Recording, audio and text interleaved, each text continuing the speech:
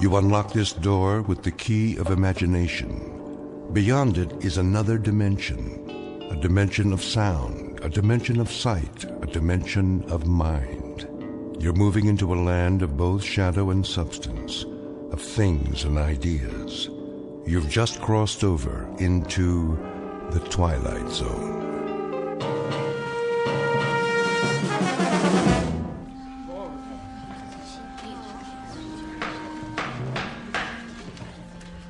That will conclude the closing argument.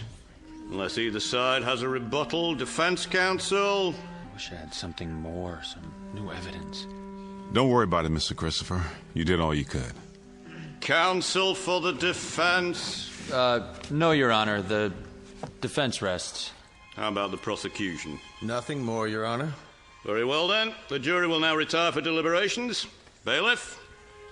This way, please. Court will reconvene for the verdict. Until then, we'll stand in recess.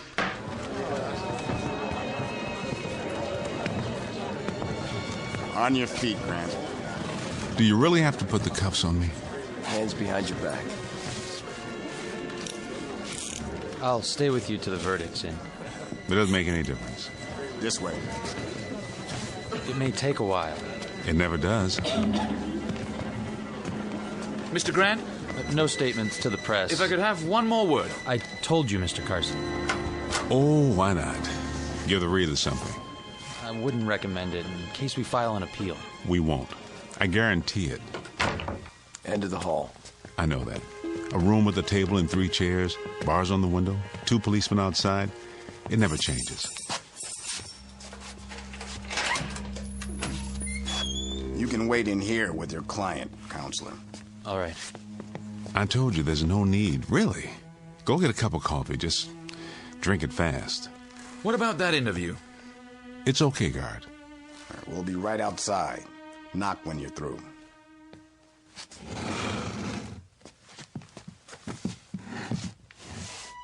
How do you do it, Mr. Grant? Do what? You don't seem worried about the jury. Still believe this isn't happening? Oh, it's happening, all right. That's the problem. I can't stop it from happening. Then you do fear capital punishment. As much as anyone else. But you, all of you, are the ones who should worry. Because if I go, you go too. That's the part I don't understand. I'll go on with my life. We all will.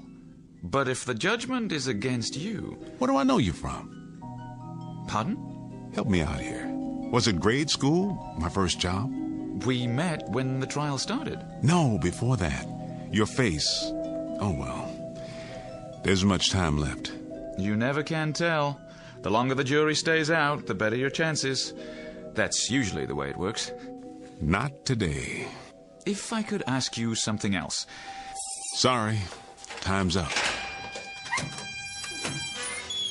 Let's go. Yeah, jury's ready. I know. So long, Mr. Carson. See you in my dreams.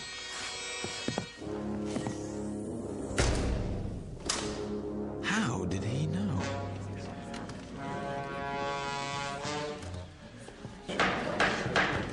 Sit up straight. Here they come. Ladies and gentlemen of the jury, have you reached a verdict? We have, Your Honor. And what is that verdict? We find the defendant, Adam Grant, guilty of murder in the first degree. Order in the court. The defendant will rise. The defendant will rise. Adam. What? Oh, all right. Let's get it over with.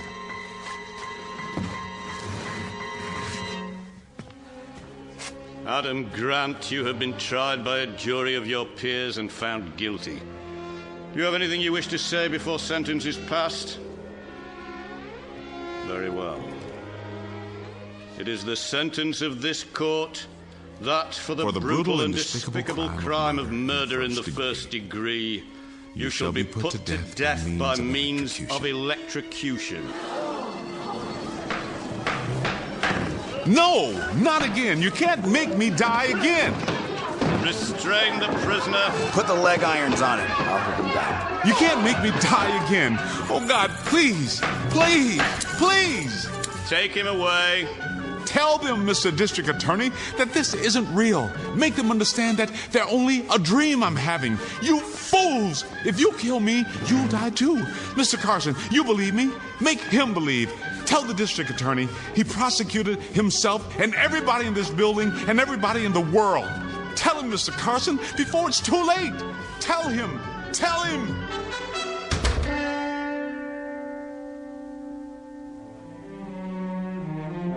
Adam Grant, a nondescript kind of man, found guilty of murder and sentenced to the electric chair. Like every other criminal caught in the wheels of justice, he's scared, right down to the marrow of his bones. But it isn't prison that scares him. The long, silent nights of waiting, the slow walk to the little room, or even death itself. It's something else that holds Adam Grant in the hot, sweaty grip of fear. Something worse than any punishment this world has to offer. Something found only in the Twilight Zone. And now, The Twilight Zone and our story, Shadow Play, starring Ernie Hudson, with Stacy Keach as your narrator.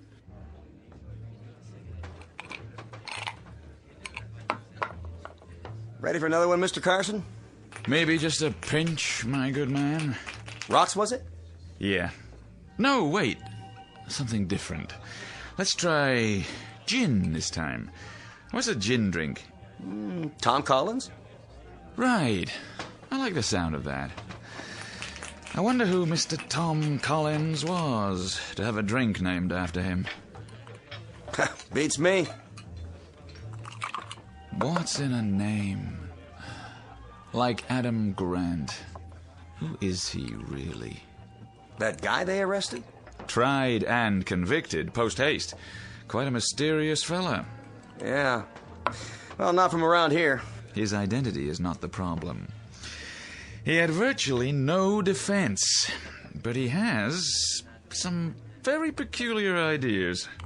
You talked to him? A few times, for the paper. He's seriously disturbed, mentally speaking. No kidding. Has some crazy notion that this is all a dream, that it's happened before. Huh? And that it'll happen again. I'd say he's certifiably insane. Well, that won't save him from the chair. No, but maybe it should. Yeah, sure. I'll just go knock over the bank and tell him I'm some kind of a nut. Well, that ought to do it. But what if he is? If he was incompetent to stand trial? His lawyer should have thought of that. Some kid from the public defender's office. His first case. Well, you pull something like that, you pay the price. You know what I mean? Hey, how's the Tom Collins? Out of this world, if I do say so. You should meet his friend, Johnny Walker. An excellent idea. Top draw. He really got to you, didn't he? To whom do you refer? The creep. Ah, well. I am but a lowly newspaper man.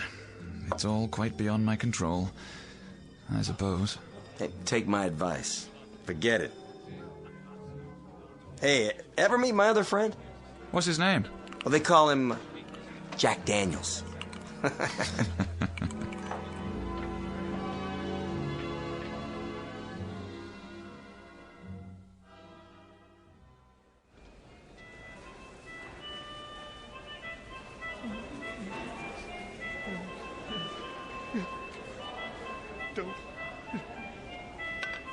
Don't. 37. 38. 39. Please, Mother, don't let them. Hey, knock it off. I'm exercising. Coley, lay off that thing, will you? Yeah, people are trying to sleep.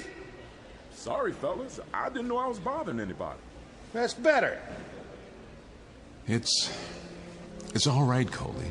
It's my fault.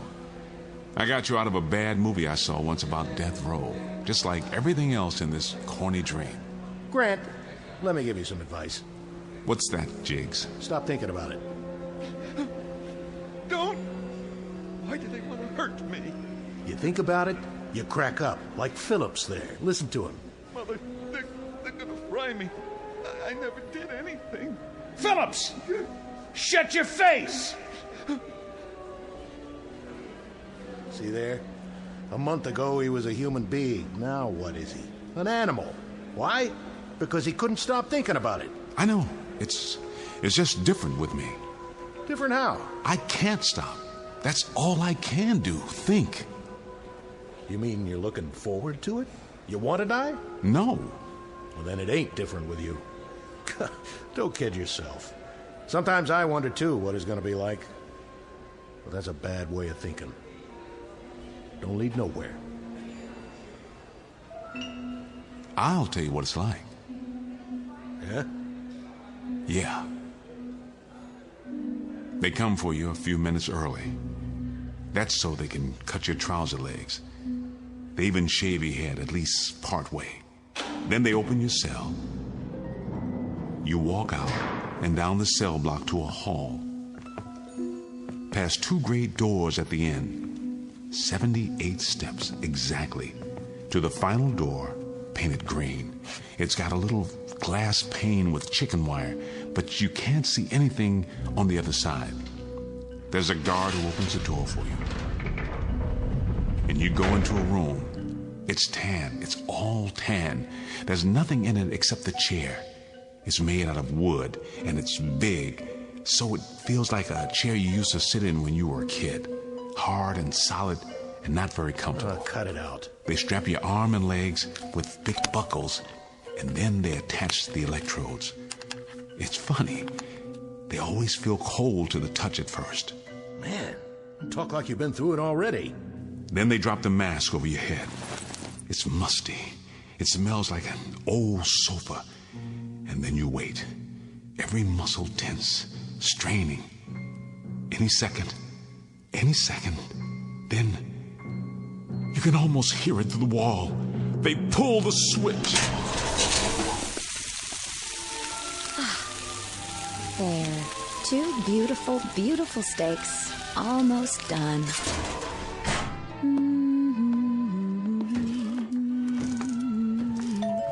Who's that, Hank?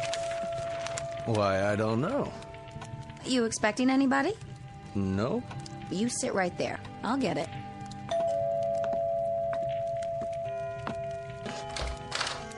Paul! Madam, I am a poor lost traveler seeking food and lodging for the night. I don't believe it. You're loaded. Mr. District Attorney. Hello, Paul. I've just been insulted by your wife. She says I'm intoxicated. Well, aren't you? That has nothing to do with it. Your attitude toward the press needs some adjusting. So does mine, as a matter of fact. Hey, take it easy there. That's my best gin. Dear friends, when I die, I don't want to see any full bottles around. That's not funny.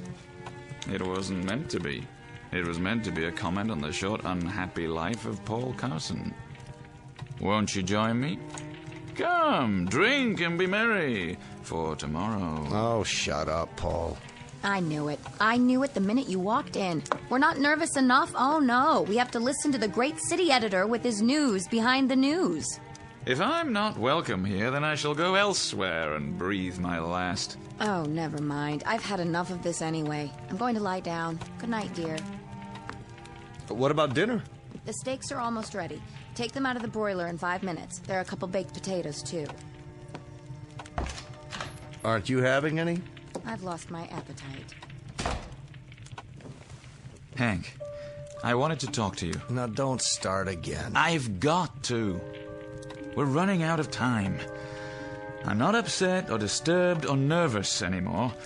I'm scared. That's ridiculous. I know it is, but that doesn't help. You mean to say you believe that crazy story? God help me, Hank. But I do. At least I believe it's possible. Oh, come on. Well, why not? Can we prove he's wrong? Maybe not, but that's a poor reason for believing in anything. I can't prove the world isn't going to end, but it isn't. Or do you believe that, too? I'm not sure what I believe. This guy killed a man in cold blood just like that, and he's going to pay. Those are the facts. Anything else is speculation. Fantasy. Are you sure? Yes, I'm sure. I put my entire staff on it. An open and shut case. Then why are you so steamed up about it? I'm not. I'll tell you why. Because a little part of you believes, too. Just a little tiny part of Henry Ritchie says, maybe Grant is right. Maybe this is all a dream. The thought has occurred to you, hasn't it? Hank, we've known each other a long time. Haven't you ever stopped and said to yourself, this couldn't be real. It's too easy, too pat. I couldn't have a lovely wife like Carol, and a lovely home and money in the bank. Not in any real world. Haven't you, Hank? Well, of course. Everyone has. If you're a success, you're bound to think it's a dream at some point or other. If not, you think it's a nightmare. This only proves that Grant is human. He can't believe what's happening to him. So he tries to convince himself that it isn't, not really. Yeah, that's what I thought, too. Hank, I've been talking to this guy a lot lately, and he makes sense. Go down there and see for yourself. Don't take my word for it. It wouldn't do any good. You've only listened to him once, when he had that outburst in the courtroom. That was enough. Hank, for my sake, please. Go and see him. Let him tell you.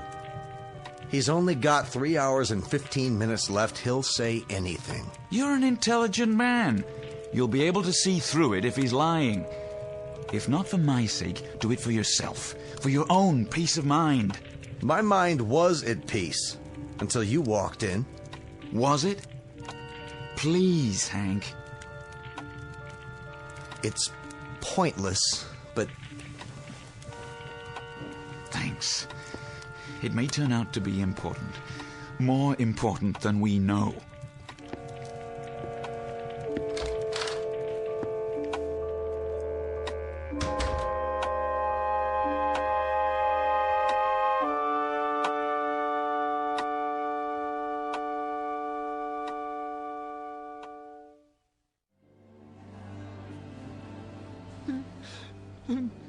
No. No, Mother, don't let them strap me in. Enough already, Phillips. Yes. Yes, sir. I'm a good boy. Grant. Yeah? What's the matter? You don't like your food? It's fine. Then how come you didn't touch it? Because my stomach's tied up in knots. How would you feel about your last meal? I told you we would have got you anything you wanted. All you had to do was name it. Except maybe a cake with a hacksaw in it. That wouldn't do me any good. It wouldn't change a thing. Well, we did the best we could. Steak, ice cream. You shouldn't have bothered. I don't even like ice cream. All melted now anyway. I thought you liked steak. I do. But a condemned man isn't supposed to enjoy his last meal. How could he? Look here. I'm not supposed to, but you want something else? I'll try to get it for you. No, thanks. Give it to Jiggs. Maybe he's hungry. You don't have to ask me twice. Pass the tray through.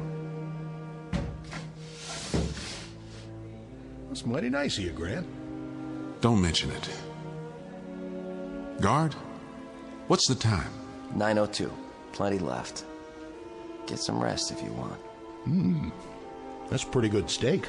You ought to have some. Knock yourself out. Hey, Grant, don't you know this is a tradition? The one time where the screws will give you anything you want. Yeah, I know. That's why I dreamed it this way. Bad stomach and all. Coley, want some? What you got? Baked potato. Catch. Hey, thanks. What time you got, Jiggs? Don't you have a watch? It might have stopped. 9:03. You got a date? Nah. Just expecting someone. Let me guess. The governor, right? With a nice fat pardon in his fist. No, it's the district attorney. He usually comes around 9. The DA himself, huh? You must be a real important person. Yeah. The most important man in the world. Ow! You gotta have some sense of humor, pal. You could have broke your hand that way. Now it has stopped. Wait a minute. There's something else that isn't right. I'll have to remember next time. How's that?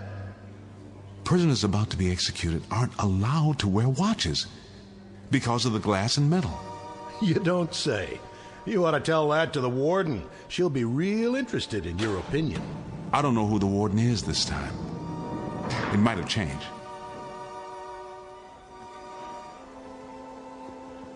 This way, Mr. Ritchie. Thank you, guard. See? What did I tell you? Right on time. Say, how'd you know? 10 minutes. That should be plenty. You can leave me with him.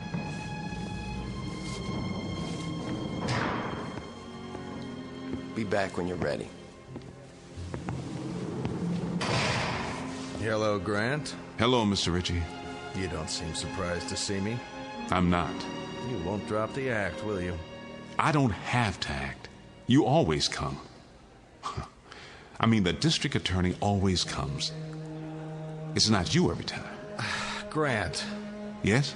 Why bother to stick to this dream story of yours? What does it matter now? If I could change it, I would, believe me.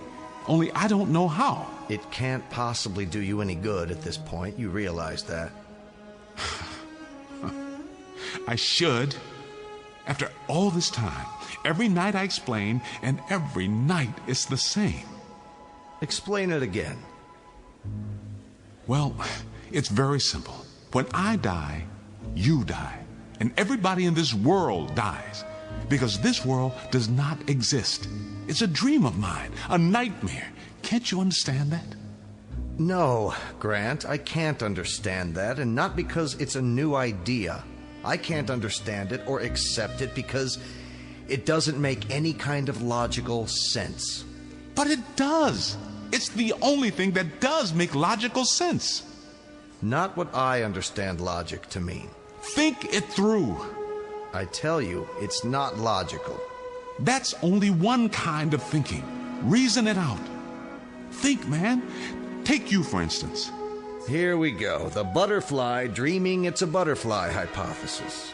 Just stick with the basic facts. That's all you need.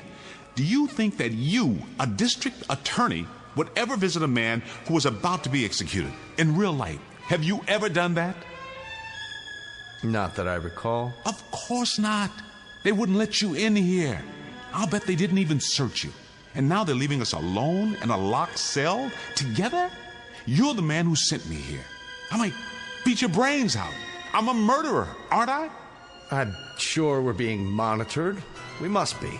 Or take me. Have you ever heard of a case where a man was condemned and put to death this quickly? There would be years of appeals, wouldn't there? Your lawyer didn't file any. There are automatic appeals required by law. And don't you think it's a little too pat that I was represented by a public defender who had never even tried a capital case before? Oh, come on. Look around you. This isn't a real prison. It's a cliche drawn from every old movie ever made. The guy with the harmonica, the nutcase, the guards, everyone's a type. They could be from Central Casting. Well, you're certainly not typical. How do you know? You don't know what I am. You don't know any more about me than you did when it started. It's like I didn't have a past before this. I'm some sort of mysterious stranger, like a character in a story. There are hundreds of vagrants in every town without names, without histories. Stop that. How did I just know what you were going to say? Isn't that a little weird? Or do you believe in mind reading? That's not too weird for you? We know you're mentally sound. You were found competent to stand trial. I don't think you're deliberately lying to me. So what are you left with? Some other explanation? I'm going to destroy this story of yours, Grant, once and for all. Now, you say that all this is a dream and that when you're electrocuted, you wake up, and when you wake up, we all disappear, right? That's right. And then it starts all over again. What about our parents? and our parents' parents, and everybody who never even heard of you. What about the billions of people? Well, what about them, Mr. Ritchie? Every dream builds its own world. Have you ever had a dream with blank spaces in it? It's filled out in every detail, complete with a past, and as long as you stay asleep, a future. What about us, then? The people in this world, when we sleep and dream. Or don't we? Is that when you're supposed to be up and around and wherever you really are? You only sleep and dream because I dream you that way. All right, now answer me this. You're scared. Why? Why are you scared? You've got to wake up sometime, even if you're electrocuted, so why don't you just sit back and enjoy it till then? Enjoy it? Let me tell you something, Mr. Ritchie. Huh? How soundly do you sleep? What's that got to do with it? Well, I mean, you dream, don't you? Certainly, sometimes. Haven't you ever been hurt in one of those dreams? Haven't you ever fallen out of a window or been drowned or tortured physically and mentally? We all have nightmares. You have. Well, don't you remember how real it seemed? How you woke up screaming? Let me ask you something, Mr. Ritchie. How'd you like to wake up screaming every night? That's what I do. Because I dream the same dream night after night after night. It's this one. It changes a little bit. The people get shuffled around, but it's the same dream. You got to believe me. I can't go on dying. I can't. Not every night. I can't. I can't. Get your hands off me. Let him go. Out this way. I'm telling you the truth, Mr. Ritchie. Please, let me live, and I'll keep you alive. I'll dream you every night, just as you are now. Your life, your house. Wait a minute. I'll prove it. Your wife. She has a steak waiting for you. Isn't that right? Go home, look in the oven. It'll be something else when you get there. I swear. I can change the small details. You'll see. Please, please.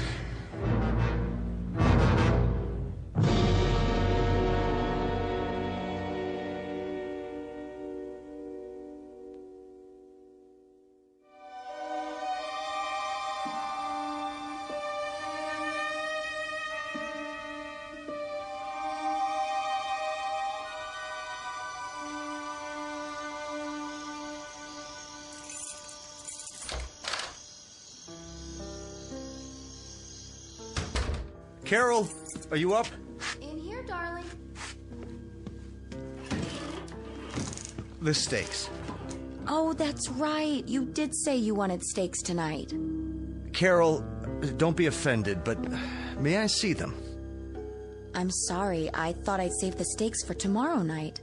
I hope you don't mind. Just let me have a look. What's wrong, Hank? That's a roast. What about it? I thought you liked roast. Hank? Hank, what about it?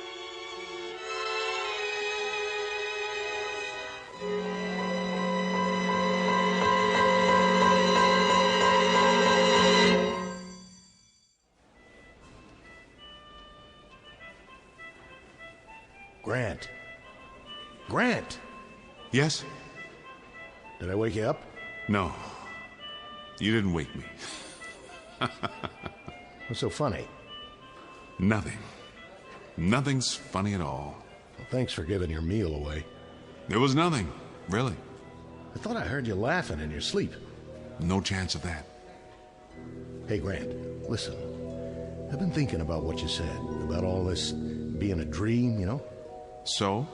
Well, no. Maybe it won't work, but maybe it'd be worth a try. What would? If you told that story to the governor, he might let you out on a psycho. He wouldn't believe me. Well, you never can be sure. You don't believe me, do you, Jiggs? Ah, that don't matter. If you think it's true, see, why, then you got a loose cog somewhere. And they don't burn guys with loose cogs. I wonder. I could try proving it to you. Prove what? Jiggs, don't you think that all this is just a little too much the way it should be? I don't get you. Well, I mean, it's so perfect. For one thing, I got tried and sentenced the same day. It doesn't work like that. Huh? But you see, that's the way I saw it in my mind, and that's the way it is. All the movies and TV shows when I was a kid, the comic books. Take this place. You, for instance. Hey, now. And Coley. And Phillips and his mother. It is a movie. For all intents and purposes, real death houses aren't like this. But you see, I've never been to a real death house. So what do I know? That's my impression of it.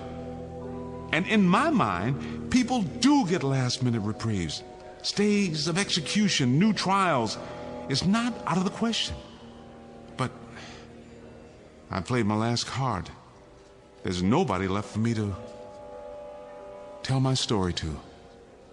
Except you. No, Jiggs. It won't work. I can't change the basic scenario. I wish to heaven I could. Man, you're really flipped. Now I don't know what you're talking about.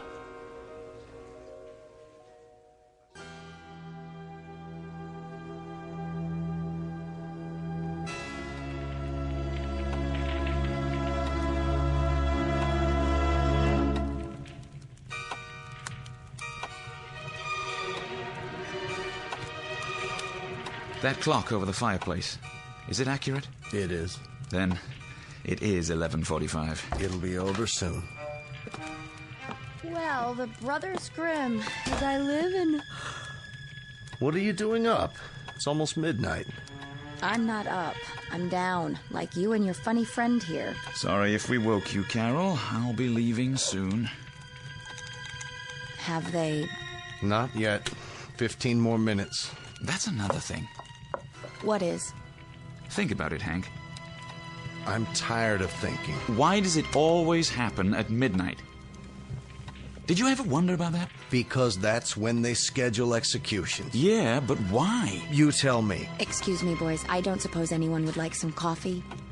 Not now, dear. Hank, according to Grant, he doesn't know anything about these matters except what he sees in the movies. So he told me. And in the movies, it always happens at midnight. That's because movies are technically accurate. Are they? About things like that, at least. Yeah, I always thought so. But that's a strange belief, too, when you come to think of it. Then don't come to think of it. But I've got to think about something, or I'll sit here for the next few minutes with my insides all twisted up. Don't let me interrupt this scintillating conversation. Let me know how it all comes out. See you in the morning. I hope so, Hank. I sincerely hope so.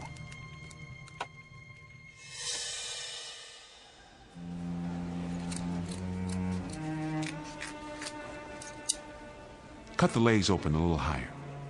Okay. You just relax, Grant. We'll take care of it. I'm only trying to make it easier for you. When it's time to connect the electrodes. Or the straps. I don't remember. Got it. Pants, legs, head shaved. I think that's everything. The watch. Take my watch. You don't want it anymore? It's the electricity. It'll melt or fuse or something. He's right. Take it off. Want a cigarette, Grant? I don't smoke. It's bad for my health. Hey, Screws! You're wasting your time. Shut him up! Shut that guy up! You can't kill Grant. You want to know why? I'll tell you why. Because you're nothing but dreams. Dreams! You hear that, Screws? Bet you didn't know that. Must be a full moon. The animals are restless.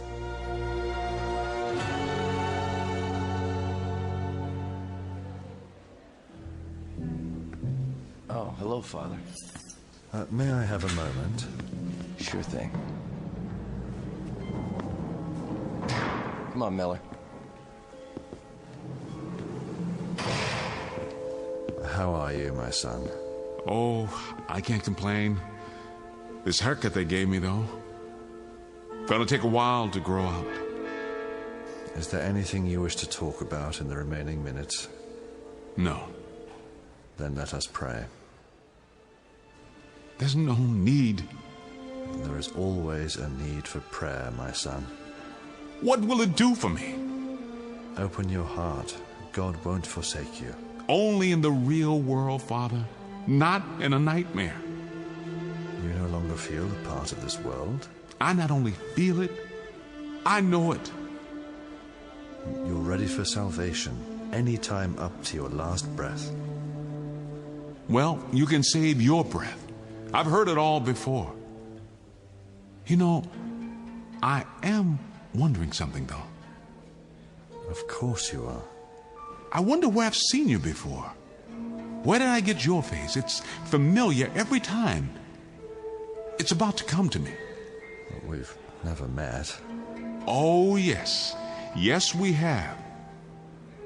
Father Beeman, of course, Father Beeman from over at Spring Hill.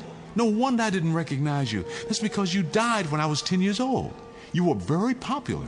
Everybody came to your funeral. Oh, my name is Beeman, but, Yes, yes. And then a young priest came and took your place. That was Carson. You know, I'm using him for the editor this time.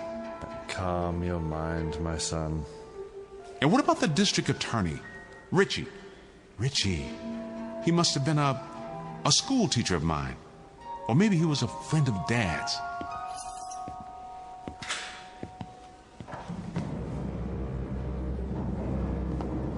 Time, Father. Thank you, Warden. In the name of the Father, and the Son, and the Holy Ghost.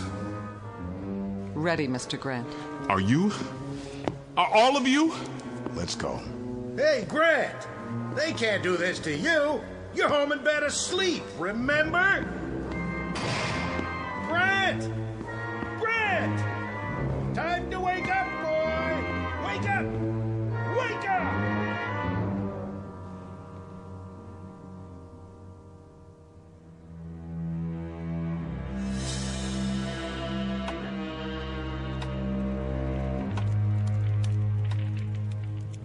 Four more minutes. Well, you can at least get a stay of execution. I know you can do that much. What good would it do? We'd simply have to go through the same thing all over again. Cruel and unusual punishment. Maybe not. Now look, Hank. Forget all the dream stuff. Whether that's true or not, it doesn't matter. What matters is the guy believes it. That means he's got a case. The psychiatrist said... The psychiatrist made a mistake. It won't be the first time. Get a week's stay. Have him checked out again. I can't. Why not? Because we might be wrong? Well, maybe we are. But maybe we're not. And in my book, that's reasonable doubt. Hank, he's sick in the head. Are you going to send a mental incompetent to the chair? I'll regret this, Paul. I'll regret it as long as I live.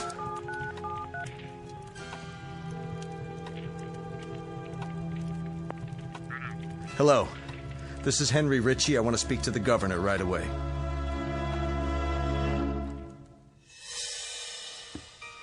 "76, 77, 78. Here we are again.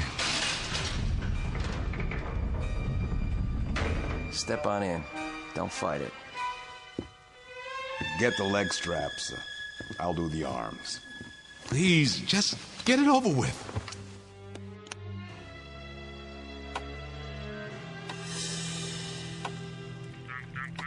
I don't care. This is an emergency. Wake them up. Hurry. It's 11:58. They're having trouble putting the call through. Yes, this is District Attorney Ritchie. Governor, I don't have time to explain, but I want you to issue a stay of execution in the case of Adam Grant. Here comes the hood. Close your eyes. Not again. Please, not again.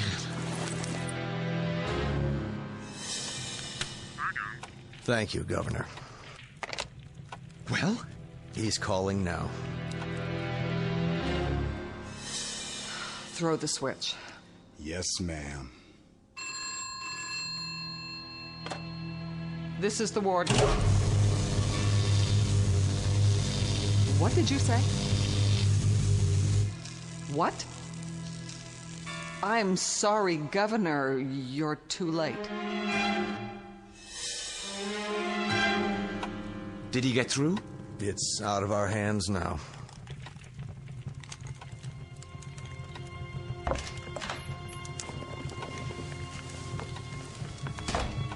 I couldn't sleep. Don't tell me you're still up. See you tomorrow. Yes. You did your best.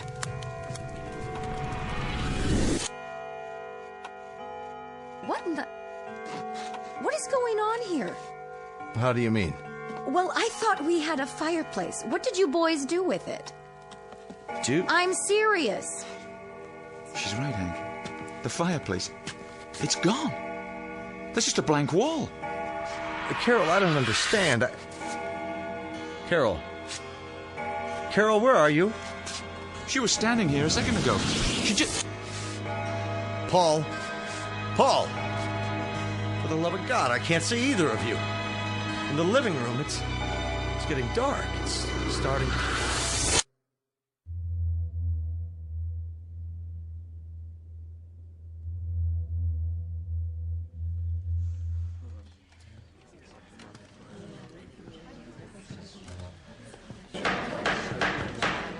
Ladies and gentlemen of the jury, have you reached a verdict? We have, Your Honor. And what is that verdict? We find the defendant, Adam Grant, guilty of murder in the first degree. Order in the court. The defendant will rise. The defendant will rise. Adam. What? Oh, all right. Let's get it over with. Adam Grant, you have been tried by a jury of your peers and found guilty. Do you have anything you wish to say before sentence is passed? Very well. It is the sentence of this court that for the brutal and despicable crime of murder in the first degree, you shall be put to death by means of electrocution. No, not again. You can't make me die again. Restrain the prisoner. Put the leg irons on.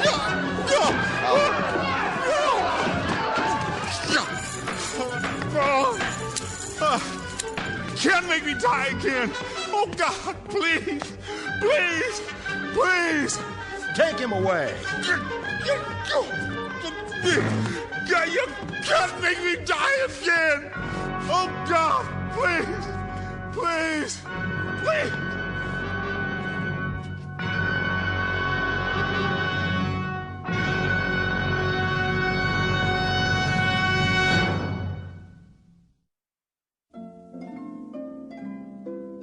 We all know that a dream can seem real, but it's also possible that reality might be a dream. We exist, of course, but how? In what way? As flesh and blood human beings, as we believe, or simply as part of someone else's feverish nightmare? Think about it. And then ask yourself, do you really live here in this country, in this world, or do you exist only in the Twilight Zone?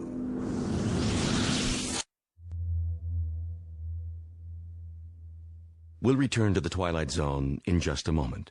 You are about to enter another dimension, a dimension not only of sight and sound, but of mind, a journey into a wondrous land of imagination. Next stop, the Twilight Zone. Hi, this is Stacy Keach. I'd like to take a moment to tell you about our Twilight Zone website at twilightzoneradio.com.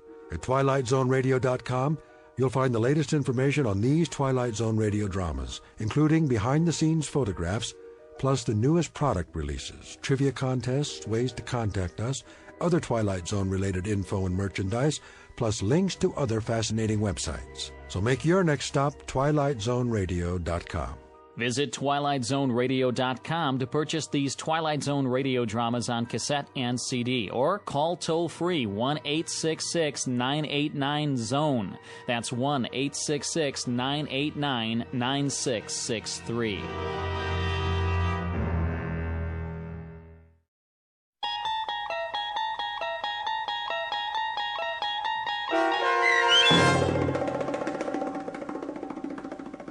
Shadow Play, starring Ernie Hudson with Stacy Keach as your narrator, was adapted for radio by Dennis Etchison and written for The Twilight Zone by Charles Beaumont. Heard in the cast were Christian Stolte, Nick Sandys, Elizabeth Lido, Roderick Peoples, Doug James, Ken E. Head, Martin Astrop, T.J. Jagodowski, Carl Amari, Tom McElroy, Meg Thalken, Damian Arnold, and Craig Harris. The producers of The Twilight Zone wish to thank CBS Enterprises and the Rod Serling Estate for making this series possible. This copyrighted radio series is produced and directed by Carl Amari for Falcon Picture Group. Sound design and custom Foley effects for The Twilight Zone by Cerny American creatives Bob Benson, Craig Lee, Michael Slaybach, and Matt Sorrow. To learn more about the Twilight Zone radio dramas and to contact us, visit our official website at twilightzoneradio.com. Doug James.